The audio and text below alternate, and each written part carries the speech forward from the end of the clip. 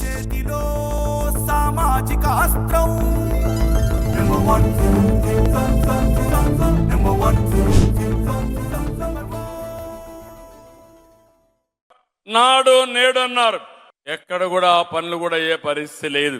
7,876 కోట్లు విలువైన పనులు పూర్తి కాలేదు. 21,151 స్కూల్స్ లో బెంచీలు కూడా లేవు. ఇంకో పక్క మీరు చూస్తే వాళ్ళ హయాంలో గవర్నమెంట్ జూనియర్ కాలేజీల్లో విద్యార్థుల సంఖ్య 8% తగ్గిపోయే పరిస్థితి వచ్చింది. ఇప్పుడు నేను చాలా గర్వపడుతున్నా, ఇటీవల మినిస్టర్ గారు నో సీట్స్ బోర్డు కూడా స్కూల్లో పెట్టే పరిస్థితికి వచ్చారు. అంటే అడ్మిషన్స్ అన్ని ఫుల్ అయిపోయినాయని బోర్డులు పెట్టే పరిస్థితికి వచ్చారు. అంటే మీరందరూ గుర్తుపెట్టుకోవాల్సింది, ప్రభుత్వ స్కూల్ కి డిమాండ్ పెరగాలి. ప్రైవేట్ స్కూల్స్ తో కంపేర్ చేసుకుంటే మనకు బ్రహ్మాండమైన ఇన్ఫ్రాస్ట్రక్చర్ ఉంది, మంచి టీచర్లు ఉన్నారు. ఈ రెండు ఉన్నప్పుడు ఎందుకు చేయలేకపోతున్నాం? నాయకత్వం లేదు.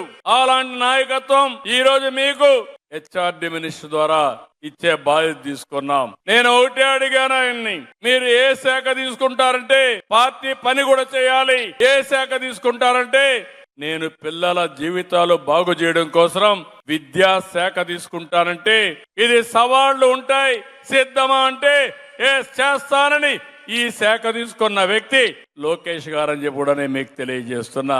ఈ రోజు నేను ఒకటే ఆయనకు మీ ద్వారా విజ్ఞప్తి చేస్తున్నాను, ప్రైమరీ విద్య ఫౌండేషన్, పిల్లల భవిష్యత్తుకి ఫండమెంటల్స్ కరెక్ట్ గా ఉంటే పై చదువులు సుజావుగా జరుగుతాయి. ఎప్పుడైనా ఒక బిల్డింగ్ కడితే ఆ బిల్డింగ్ కు పునాదులు లేకపోతే ఎక్కువ ఫ్లోర్లు కట్టలేం. ఒకవేళ కట్టినా ఆ ఫ్లోర్లు కూలిపోతాయి. పిల్లల భవిష్యత్తు కూడా అంతే, ఫండమెంటల్స్ స్ట్రాంగ్ గా ఉంటే ఆటోమేటిక్ గా పై చదువు సుజావుగా జరుగుతుంది. మేము లోకేష్ విషయం కూడా చూసాం. చిన్నప్పుడు చూస్తే బాగా స్కూల్లో తిరిగేసేవాడు, ఆల్ రౌండ్ గా తిరుగుతా ఉండేవాడు. మేము నారాయణ గారిని పిలిపించి ఒకసారి టెస్ట్ చేయమన్నాం.